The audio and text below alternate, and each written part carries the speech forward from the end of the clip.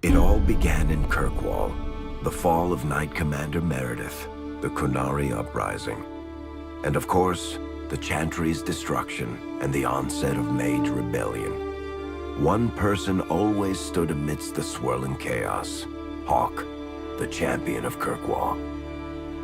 The Hawk family fled Lothering, refugees from the Blight. Leandra, mother of the champion, and siblings Bethany and Carver hoped to find refuge at her family's estate in Kirkwall, far to the north. As a mage with a family legacy of magic on both sides, Hawk naturally became involved in the events that ultimately led to the Mage Rebellion. The Hawks escaped the Blight with the help of Aveline Valen, a warrior and family friend. It's said that the family was also aided by Flemeth, the notorious witch of the wilds. Hawk's sister Bethany never reached the Free Marches. She was killed by Darkspawn while defending her family. The family's first years in Kirkwall were difficult. Leandra's brother Gamlin had lost the family fortune. The Hawks lived in poverty, forced to indenture themselves in return for entrance to the city. To pay off the debt, Hawk was forced to work for a gang of smugglers. All the while, Hawk and Carver did their best to hide Hawk's magic from the Templars. Opportunity eventually struck in the form of a dwarf named Bartran Tethras, who was planning an expedition to the Deep Roads. It was a long shot, but with gold gained from the expedition, Hawk could free the family from its criminal creditors and further Templar scrutiny. Hawk met a rogue Grey Warden named Anders, who possessed detailed maps of the Deep Roads. These maps were crucial to the expedition's success. Once Hawk obtained them, everything else fell quickly into place. Carver joined Hawk on the expedition. The siblings found ancient dwarven treasure and a statuette formed from a strange red lyrium.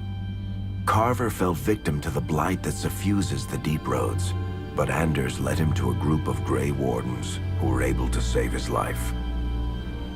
The gold Hawk recovered from the Deep Roads brought back Leandra's stately childhood home in Hightown. The Hawks had barely settled into their new home when Leandra was murdered, a deeply sinister and twisted killing. Hawk hunted down Quentin, the blood mage responsible, but could not prevent Leandra's death. Leandra's tragic death was part of a critical problem facing Kirkwall: rising tension between the city's mages, who felt increasingly oppressed, and Templars, who grew increasingly suspicious of their activities. Adding to the strain, a large contingent of Qunari had also established themselves in Kirkwall, much to the growing discomfort of the city's rulers.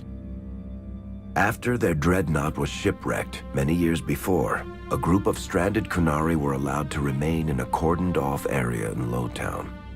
As time passed, the Qunari made no effort to return home, and offered no explanation about why they remained. Tensions rose to a breaking point.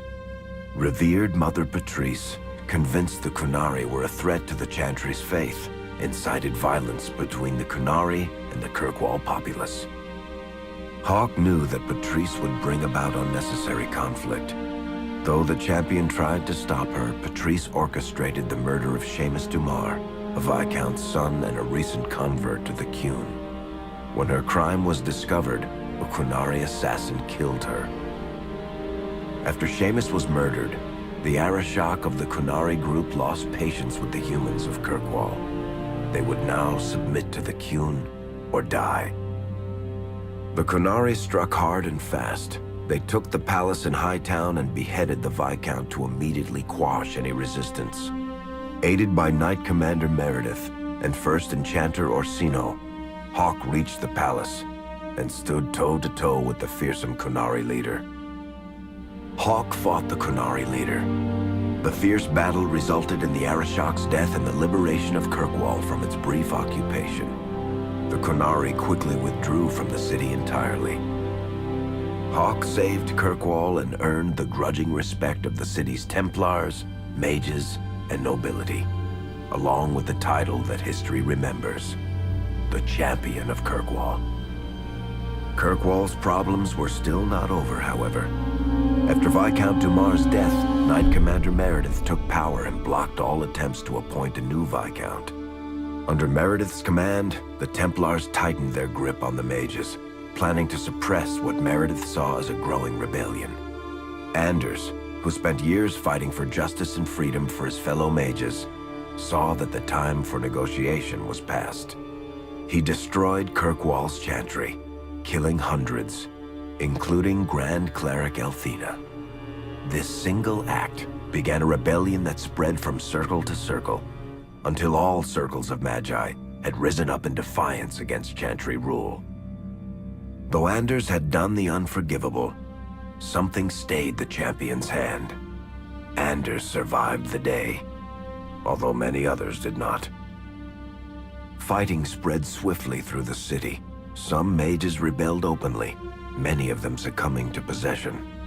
Templars turned their swords on mages who rebelled and on those who did not. As First Enchanter Orsino refused to bend to the Templars, Knight Commander Meredith demanded that every mage in Kirkwall be put to the sword. Hawk saved many mages from Templar blades, keeping them from succumbing to possession or the temptations of blood magic. In the end, however, Hawk was forced to strike down Orsino, who had betrayed his own values by resorting to blood magic himself. The battle proved one thing: Knight Commander Meredith had gone mad. Hawk saw the truth of it when Meredith unsheathed her sword, and the red lyrium idol from the deep roads was embedded within it. The blade fueled her hatred and paranoia, as it had for months. After a horrific battle, the red lyrium of the Knight Commander's sword consumed her as she died. Meredith became a statue, her face a frozen mask of horror. Little is known of the champion since that final battle. However, Hawk's story lives on in legend and song. Memories of the indelible changes the champion of Kirkwall brought to the face of Thedas.